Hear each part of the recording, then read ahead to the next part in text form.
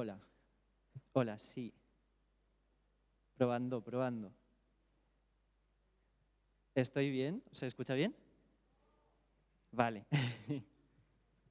¿Dimos a grabar también? Vale. Pues nada, buenas a todo el mundo. En primer lugar, muchas gracias por venir. Vamos a dar inicio a las jornadas 9M por el Día de la Mujer, que fue ayer, pero en verdad se podrían haber hecho en cualquier momento del año. Estoy muy contento de poder recibir aquí a nuestros 4 pedazos de ponentes. Todos ellos son alumnos aquí del conservatorio y vienen a hablarnos un poco de proyectos feministas que están llevando. Algunos en común, otros por su cuenta, algunos están en proceso, ¿no? Y otros son como proyectos un poco sin fin que lleva el aula de etnomusicología, pero eso ya lo van a contar ellos. Bueno, voy a presentarlos uno a uno, ¿vale? Tenemos aquí a mi izquierda Belén Castillo Mena. No me sé todos sus apellidos, lo siento, pero ella ya os contará de qué va a hablar. Es alumna de cuarto de piano, está ahora terminando. Y luego tenemos a Marina, Mauro y Carolina. Marina, Mauro, Carolina, que nos van a hablar un poco del proyecto que está llevando el aula de etnomusicología. Así que, sin más dilación, doy comienzo, vamos a pasar un poco jornada.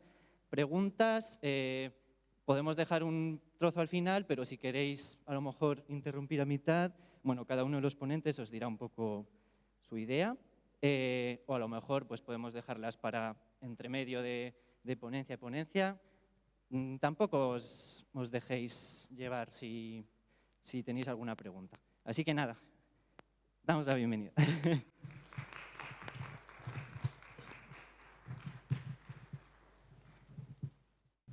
Buenos días. ¿Se escucha bien? Sí, ¿no? Vale. Hola, buenos días. Bueno, como ha dicho Juan, somos Marina, Mauro y Carolina. Somos alumnos de primero de etnomusicología y vamos a presentar un proyecto que se está llevando a cabo en nuestro departamento, que se llama Etnomusicología en Femenino. Bueno, pues antes que nada, este proyecto empezó en el curso 2019-2020 y es un proyecto de especialidad donde se combina el trabajo de alumnos de todos los cursos de etnomusicología y de varias asignaturas que bueno, son antropología, metodología de la investigación y técnicas de edición.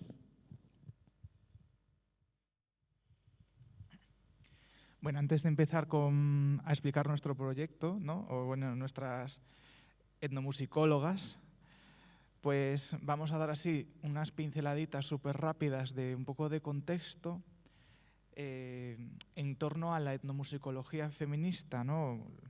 Que más o menos marcamos como fecha base, digamos, la década de los 70. ¿No? Anteriormente, toda la etnomusicología que se hacía pues tenía una perspectiva mayoritariamente masculina y es un poco a partir de la autora Margaret Mead que rompe un poco con todo eso, entonces cambia la perspectiva. Anteriormente pues no se dividían los papeles hombre-mujer, se tenía todo así como un colectivo y pues se privilegiaban nuestros informantes pues masculinos. Tenían una postura así más pública y la mujer, pues como ya sabemos, estaba más relegada, de hecho aún está en algunas culturas, al papel del hogar. Entonces, me gustaría plantear algunas preguntas así al abierto que, en cuanto al estudio de la etnomusicología, que son si están todas las mujeres subordinadas en todas las culturas del mundo. Si lo están, ¿cuál es el origen de esa subordinación? ¿Qué otros tipos de género existen en otras culturas? Y si existe el patriarcado a nivel universal y si ha existido alguna vez un matriarcado en alguna sociedad. Después, a raíz de esto, pues a raíz de estas preguntas, pues surge la nueva etnomusicología en la que ya no investigamos todo en un conjunto, sino que ya investigamos los papeles de forma diferenciada de los diferentes géneros, de los papeles que tienen y de los diferentes, bueno, en general de los diferentes sexos, pero también de los diferentes géneros.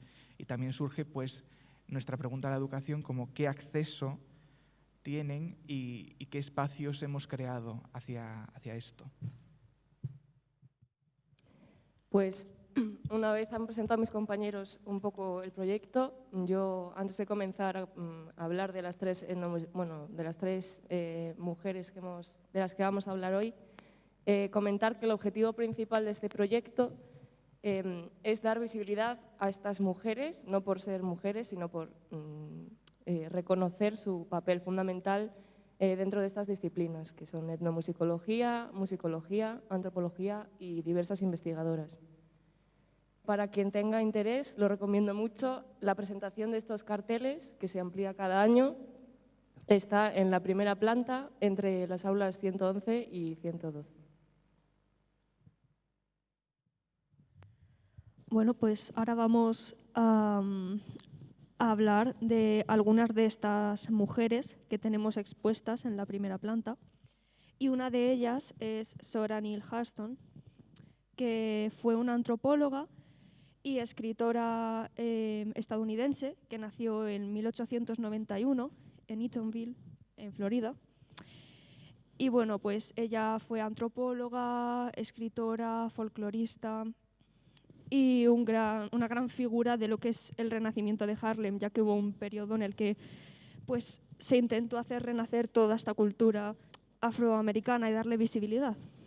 Bueno, pues ella durante su vida vivió bastante bien porque la ciudad en la que estaba, pues además no sufrió el racismo porque era gobernada por afroamericanos y vivió en general una buena vida, pero cuando falleció su madre empezó a tener problemas con su padre y el caso es que tuvo que dejar sus estudios desde bien joven y empezar a trabajar, pero ella siempre quiso aprender.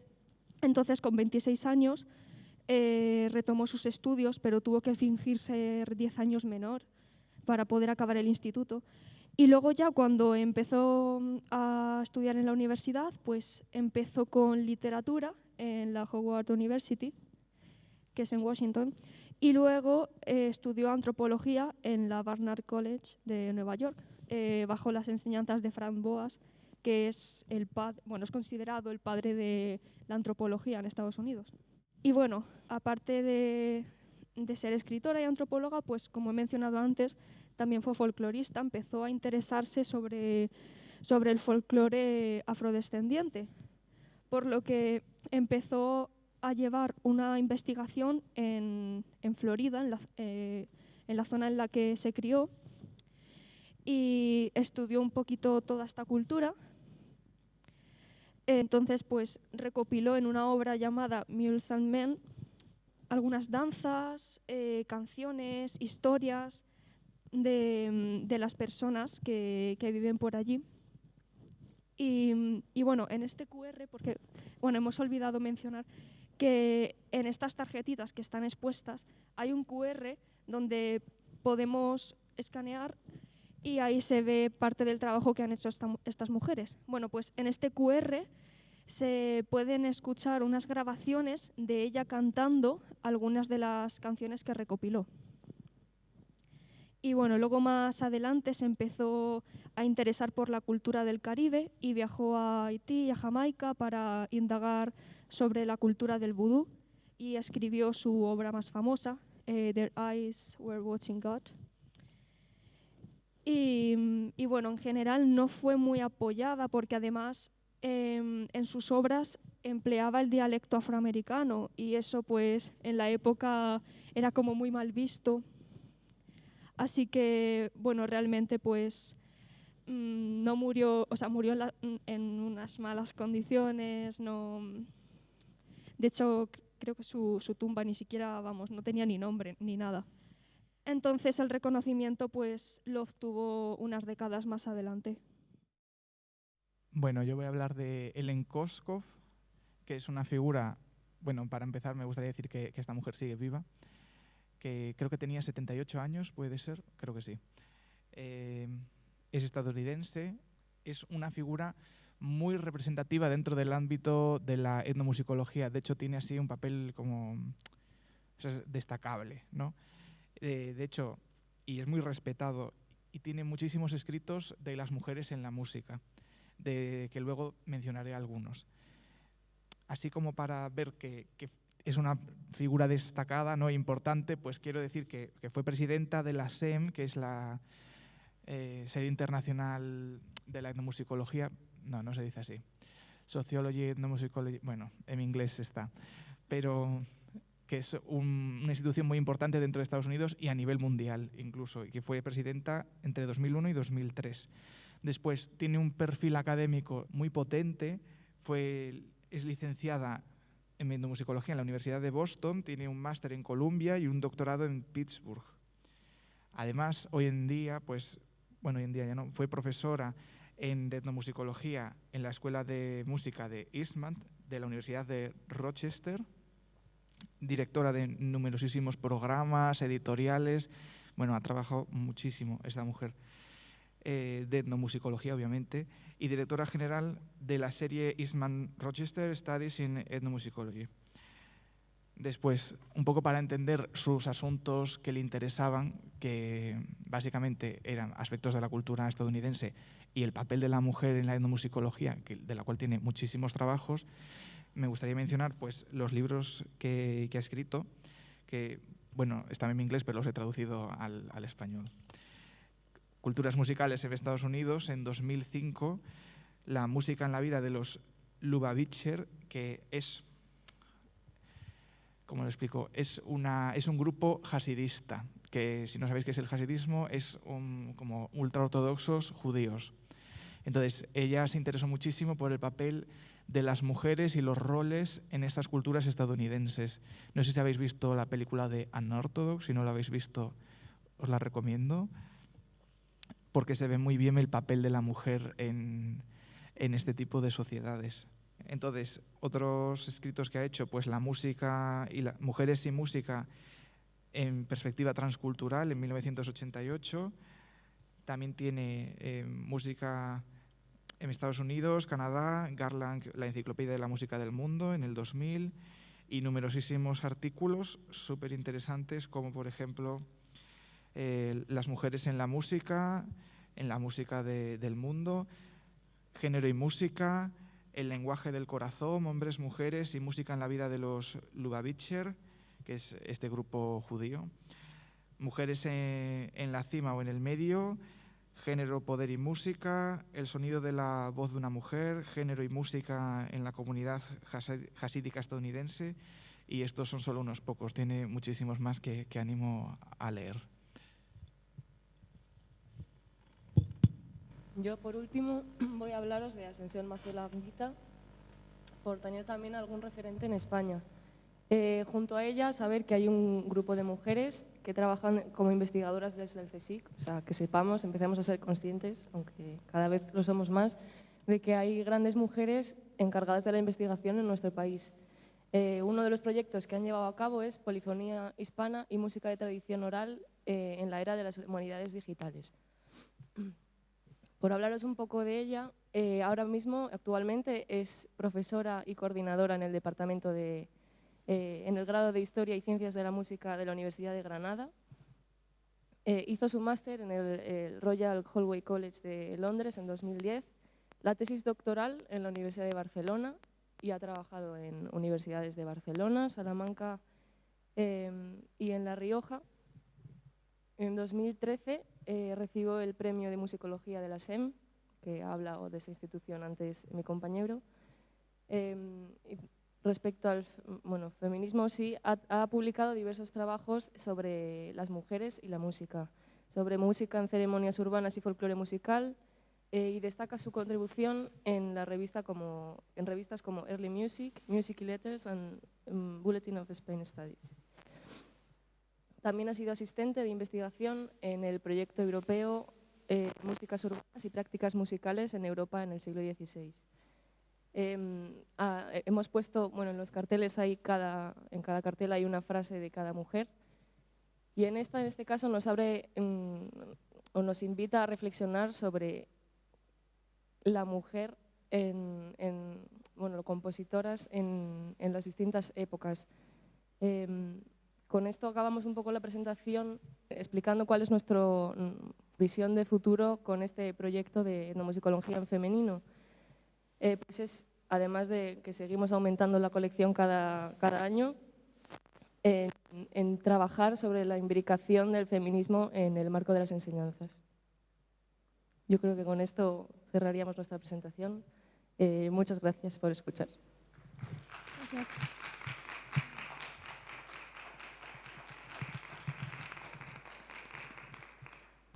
¿Alguna pregunta? Si no, damos el turno a nuestra compañera Belén. Bueno, buenos días a todos. Muchas gracias a los que habéis venido a escuchar nuestras ponencias. Muchas gracias a los alumnos de etnomusicología por haber hecho una contribución tan interesante. Bueno, yo soy Belén Castillo, como ha dicho Juan, soy alumna de piano en cuarto curso y estudio con la profesora Sofía Jase. Yo voy a hacer una exposición de uno de los temas que va a ser de mi TFG, que está todavía en proceso y, por supuesto, sigo leyendo, informándome y estudiando.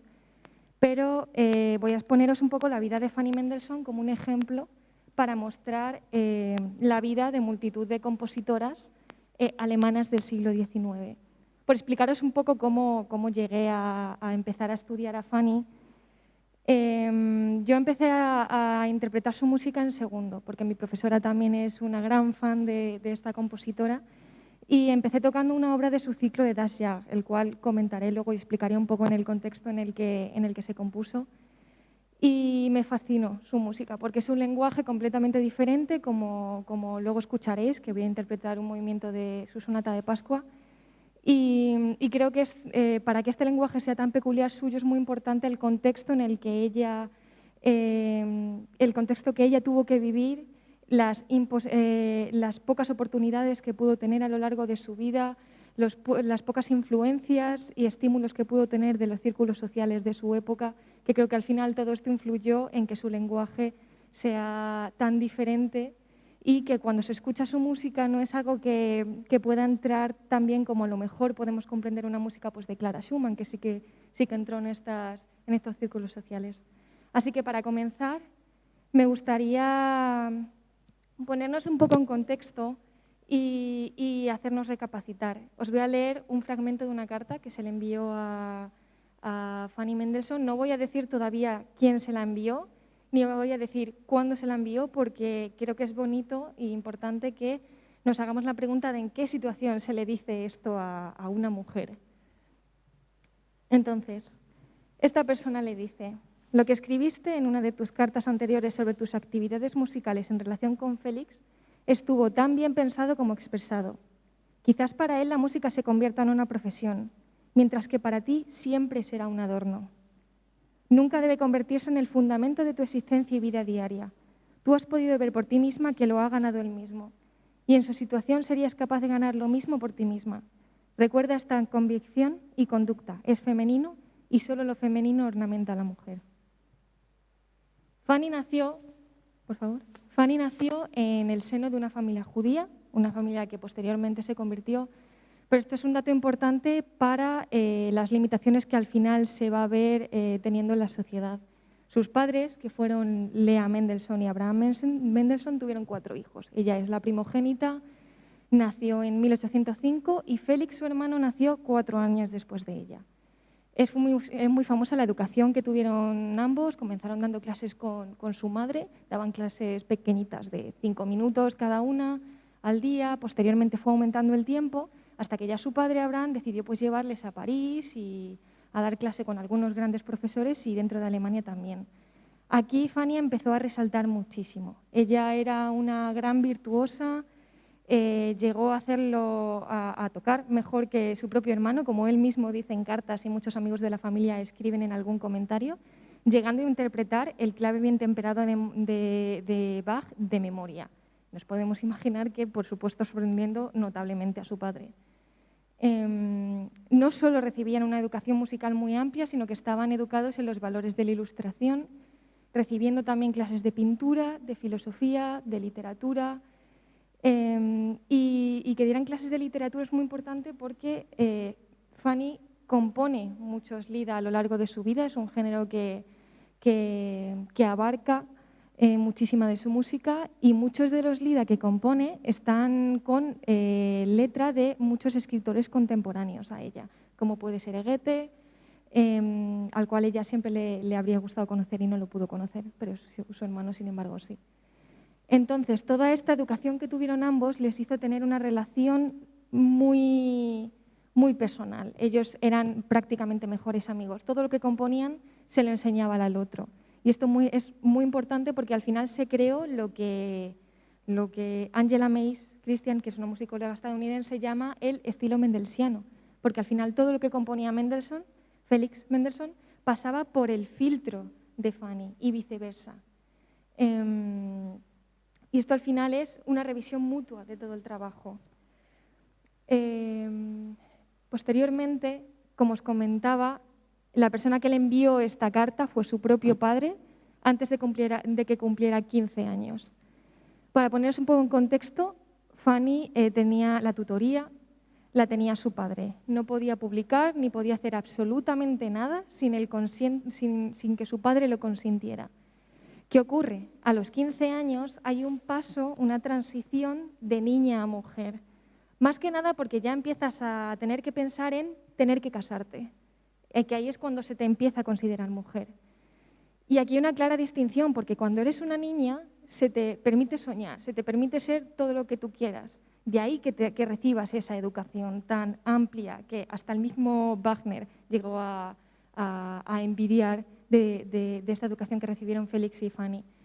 Pero sin embargo, cuando eres una mujer, de repente estas posibilidades, pues hay una restricción de estas posibilidades y ya no puedes aspirar a ser nada más que un ama de casa, generalmente. Por supuesto, depende del estatus social, pero generalmente no puedes aspirar a nada más. Y esto es algo que le ocurrió a muchas compositoras del siglo XIX antes y después. Al final, tú recibías una educación muy amplia que te hacía tener grandes ambiciones, que te daba muchísima curiosidad por todo lo que te rodea, por el mundo. Y luego se te cortaban las alas porque no se te permitía poder llevar a cabo ninguna de estas, porque no podías salirte de lo que se suponía que es un rol femenino tradicional. Esto depende, por supuesto, del estatus social. Sé que es un poco cliché siempre utilizar al final a Fanny Mendelssohn y a Clara Wieck, pero creo que es un claro ejemplo de cómo el estatus social al final te puede ofrecer oportunidades para o bien poder publicar o bien no poder en absoluto publicar. En el caso de estas dos compositoras, Nancy Reich, que es también una musicóloga estadounidense, señala que estas diferencias dentro de las normas sociales residen mayoritariamente en el estatus social, no tanto en conceptos abstractos. Claro, si lo pensamos, Fanny Mendelssohn es hija de uno de los banqueros más ricos de Europa.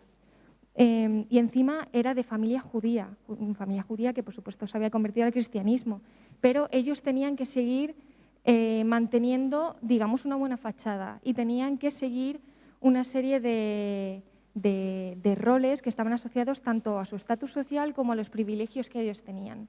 Y no tenían necesidades monetarias, entonces no tenía ella esa necesidad de tener que publicar ni dar conciertos para ganar dinero. Sin embargo, con Clara Wieck fue diferente. Ella era hija de un profesor de música, ella sí tenía necesidades económicas y era de un estatus inferior a Fanny. Entonces, ella se puso a dar conciertos, pudo publicar porque con ello ganaba dinero para su familia. Ella no tenía por qué respetar este rol femenino tradicional, ni tenía tantos privilegios como para verse restringido todas las cosas que quería llevar a cabo. Fanny, sin embargo, se acabó casando y tuvo bastante suerte porque se casó con un pintor alemán, con Wilhelm Hensel.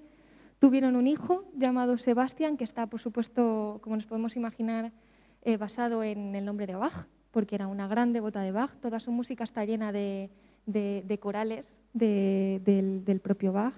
Era un amante de su música. Y tuvo la suerte, aunque debería ser lo normal, pero tuvo la suerte de que su marido la apoyaba. Su marido le animaba a publicar, aunque fuera en contra de su padre. Le animaba a componer, le animaba a que se separara psicológicamente de su hermano, porque al final ella siempre había estado viviendo a la vera de Félix. Ella era mejor pianísticamente, técnicamente, pero sin embargo no se le ofrecían las oportunidades que a él se le ofrecían, al igual que en cuestiones compositivas. Entonces ella empezó a deprimirse, ella se bloqueó, no era capaz de componer durante su matrimonio. Ella pensaba que no tenía talento y le escribió a Félix contándole cómo se encontraba, a lo cual Félix le contestó esto en una carta. También es solo codicia. Si te quejas de la escasez de ellas, por Baco, si quisieras ya estarías componiendo con fuerza y maña. Y si no quieres, ¿por qué te preocupas tan terriblemente? Si tuviera a mi hijo para amamantar, entonces no me gustaría escribir partituras y como he compuesto non nobis, desafortunadamente no puedo llevar a mi sobrino en brazos. Pero en serio, el niño aún no tiene medio año y ya quieres tener ideas aparte de Sebastián.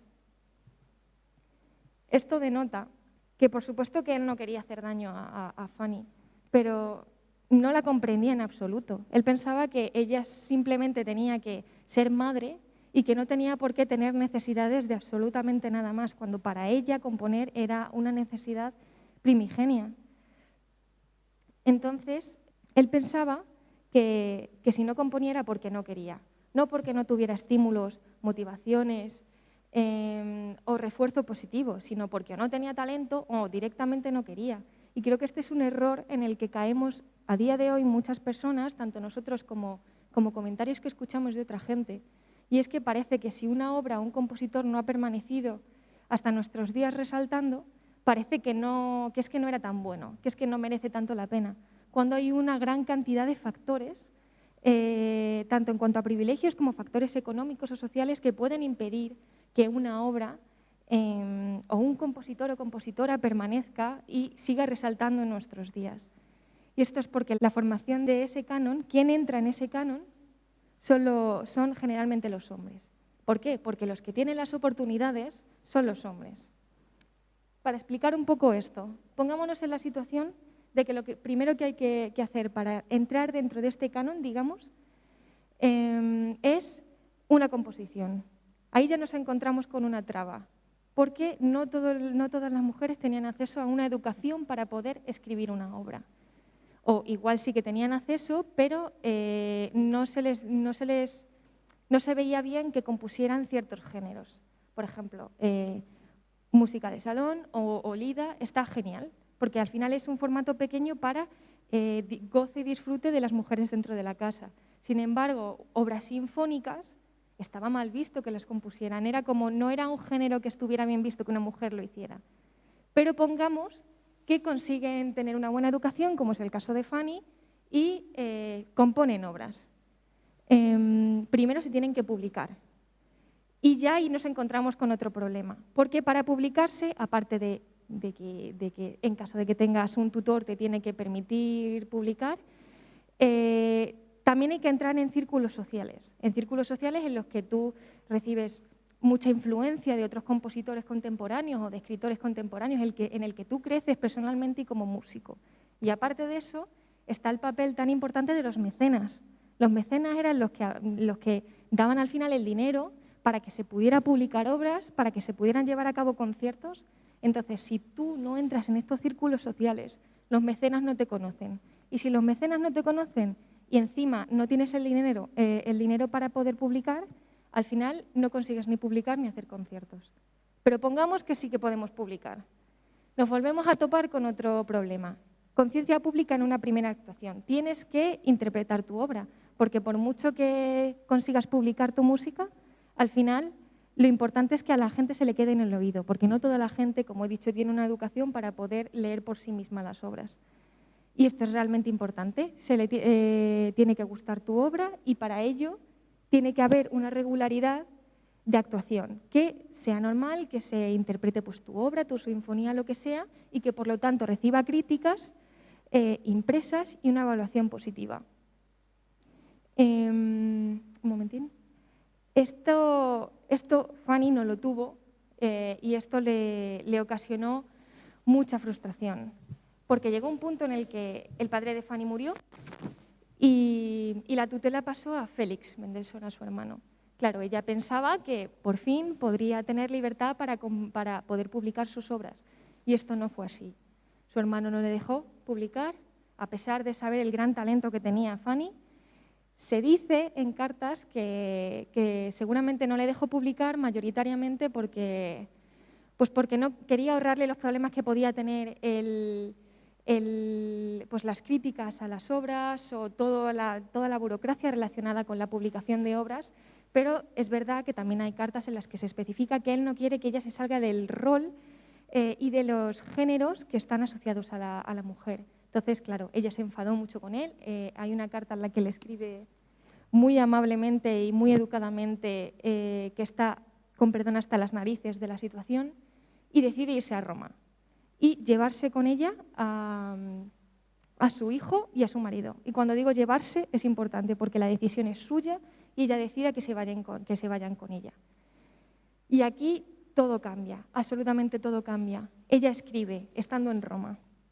También compongo mucho ahora, porque nada me inspira más que el elogio, mientras que la censura me desanima y me deprime.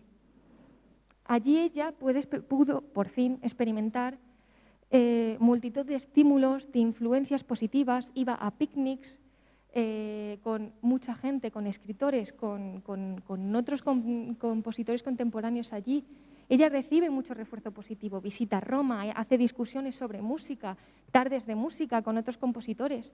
Y esto para ella acaba siendo un refuerzo tan positivo como para que se afianza su personalidad, tanto musical como personal. Al final acaba teniendo un afianzamiento de su identidad mucho más clara y distinta. Y de hecho aquí es cuando compone el ciclo que he mencionado antes, Das Jahr, que es una de sus obras culmen, que tiene un lenguaje mucho más maduro y muy diferente al anterior y que de hecho creo que es el primer ciclo que se compone basado en los 12 meses del año, con un posterior posludio. Y su propio hijo dice que quizás fue el periodo más feliz de su vida. Sin embargo, luego tuvo que volver a Berlín, a pesar del desasosiego que ella sentía, pero ya era otra persona. Al final ella había afianzado mucho más su personalidad. Ella decidió focalizar toda su frustración en su trabajo. Se disculpó con Félix, al igual que él con ella, y pudo como sanar todas esas contradicciones que había estado viviendo a lo largo de su vida. De hecho, contactó con algunas editoriales sin que Félix, por supuesto, se enterara, hasta que él se enteró y por fin en 1846 le dio vía libre para poder publicar su obra. Hasta entonces igual había publicado un par de cosas, pero muy pequeñas o en contra de su padre. Pero sin embargo, un año después, o ni un año después, Fanny muere, porque estaba acompañando un ensayo de una cantata de su hermano y le dio un derrame cerebral. Poco después, de hecho, su hermano muere 6 meses después que ella. Es una pena que tuviera tan poco tiempo para poder publicar. De hecho, creo que no llegó a publicar nada y si eso muy poco, la mayor parte de las cosas de sus obras se publicaron después de que ella muriera. Y a día de hoy hay obras que seguramente se piensan que siguen siendo de Félix y no son de Félix, son de Fanny. Y esto me hace pensar, hacernos varias preguntas. ¿Qué habría sido de ella si hubiera tenido una vida con tanto reconocimiento y posibilidades como su hermano? ¿Cuántas obras habría podido llegar a componer? ¿A cuántas músicas no hemos conocido y cuánta música nos hemos perdido precisamente por estas limitaciones, por falta de privilegios y por factores económicos o sociales? Así que con estas preguntas y con todo lo que he hablado, me gustaría simplemente hacernos recapacitar y cambiar un poco el punto de vista y ampliar miras. Que sé que hacernos preguntas es muy difícil, que es muy incómodo, pero es que en nuestros días es muy importante hacerlo para que no cometamos los mismos errores. Así que os animo a que descubráis e investiguéis sobre mucha música de mujeres, no porque sean mujeres, que también, porque al final es un factor importante, sino porque hay buena música que merece ser escuchada, que merece ser interpretada y que es bonito que, aunque en su momento no tuvieron la oportunidad, que llegue a nuestros días y podamos disfrutarla, ya que en su momento no se pudo disfrutar. Así que muchas gracias por escucharme y voy a interpretar ahora el cuarto movimiento de una sonata que no se descubrió que era suya hasta 2013, porque se pensaba que era de Félix. Estaba firmada como F. Mendelssohn, y hasta que una musicóloga estadounidense, Angela Mace Christian, no se puso a investigar sobre el tema, a pesar de que se topó con muchos señores que no le dejaron ver el manuscrito en una biblioteca privada, pero bueno, lo consiguió, pues descubrió que era suya, que era de Fanny. Es una obra bastante temprana, no es un lenguaje como el ciclo este que he hablado, es un poco más complicada, pero bueno, es un buen ejemplo para ver que el lenguaje de Fanny es muy diferente al de otros compositores contemporáneos. Y nada, espero que os guste y que lo disfrutéis mucho. Después haremos ronda de preguntas por si alguno tiene alguna duda. Y nada, espero que lo disfrutéis.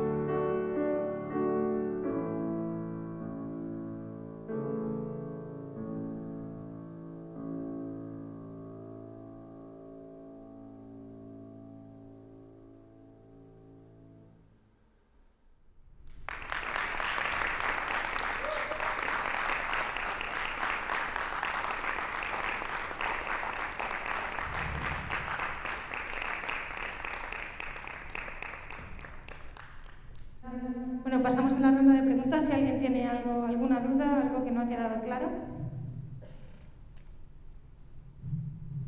Dime, Ana. Gracias.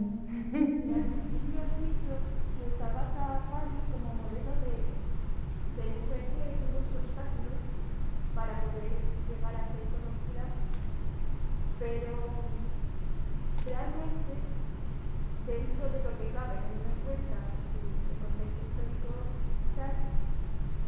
podemos decir que tuvo sus privilegios, entre comillas, respecto a otras mujeres, a lo mejor por no tener la educación que tuvieron, o la educación, pues como Juan con Félix, era un poco especial conmigo, o Clara con Robert, o Alma Márquez con Gustav. Eso, que sí que tuvieron privilegios frente a otras que no pudieron, a lo mejor no pudieron ser conocidas. Y bueno, en realidad esto no es una pregunta, es más una reflexión de si a ellas, esas tres, que creo que son las que más se usan cuando hablamos de mujeres en composición, ya tuvieron sus problemas, pero aún así, a día de hoy las conocemos todos. ¿Cuántas mujeres nos se han perdido por el camino y cuánta música no podemos llegar a escuchar hoy? Porque hay muchas que siguen llegando, aunque no se las conoce, y que aún así hay canciones y se tocan muy poco, pero bueno, no están, pero hay otras que no. Claro, al final, estas mujeres se las conoce en parte también porque eran la hermana de Félix Mendelssohn y la mujer de Robert Schumann. Por supuesto, Fanny tuvo más privilegios que le dieron la oportunidad de poder acceder a una educación tan completa como accedió. Y Clara, aunque tuviera menos privilegios, al final también pudo acceder a una muy buena educación. Y en efecto, ¿cuántas mujeres no han podido acceder ni siquiera a una buena educación? Y creo que en parte también que ellas hayan llegado hasta nuestros días, a pesar de que Fanny no pudo publicar prácticamente nada, es precisamente el haber sido la hermana de Félix. O aunque Clara pudo dar conciertos y era una gran pianista y pudo publicar obras, también el hecho de que fuera mujer de Robert Schumann seguro que también pudo ayudar a ello. Y cuántas mujeres en efecto no habrán podido ni siquiera poder acceder a una educación ni poder publicar porque ni siquiera tenían lazos con ningún hombre importante dentro del mundo de la música. Sí, estoy muy de acuerdo. ¿Alguna pregunta más? Vale, pues entonces hasta aquí. Muchas gracias por escucharnos, tanto a mí como a mis compañeros de etnomusicología, y esperamos que os haya gustado todo mucho. Muchas gracias por venir.